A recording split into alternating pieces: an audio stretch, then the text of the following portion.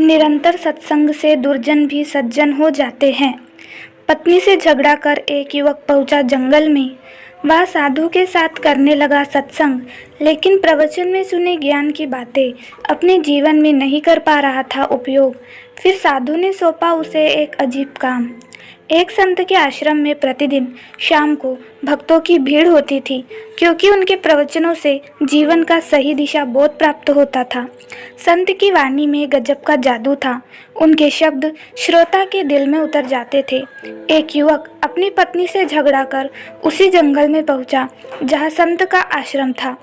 उसे संत की बातें काफ़ी प्रभावी लगी।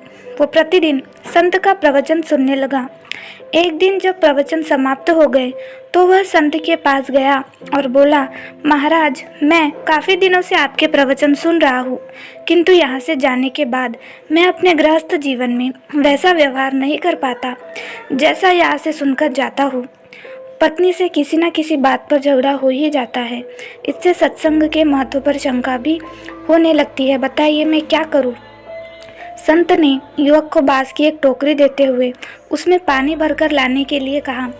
युवक टोकरी में जल भरने में असफल रहा। संत ने यह कार्य निरंतर जारी रखने के लिए कहा। युवक प्रतिदिन टोकरी में जल भरने का प्रयास करता, किंतु सफल नहीं हो पाता। कुछ दिनों बाद संत ने उससे पूछा, इतने दिनों से टोकरी में लगातार जल डालने से क्या टोकरी में कोई फर्क नजर आया? युवक बोला, एक फर्क जरूर नजर आया है।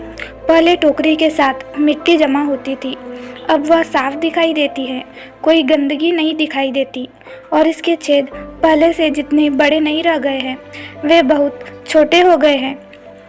तब संत ने उसे समझाया, यदि इसी तरह उसे पानी में निरंतर डालते रहोगे तो कुछ ही दिनों में ये छेद फूलकर बंद हो जाएंगे और टोकरी में पानी भर पाओगे।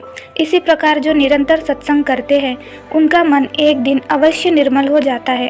अवगुणों के छिद्र भरने लगते हैं और गुणों का जल भरने लगता है। युवक ने संत से अपनी समस्या का समाधान पा लिया। निरंतर सत्संग से दुर्जन भी सज्जन हो जाते हैं, क्योंकि महापुरुषों की पवित्र वाणी उनके मानसिक विकारों को दूर कर उनमें सद्विचारों को बढ़ाती है और हमारे कुविचारों को दूर करती है। कहानी कैसे लगी हमें ज़रूर बताएं दोस्तों। चैनल पर नए हैं तो लाइक शेयर सब्सक्राइब जरूर करें। धन्यवाद।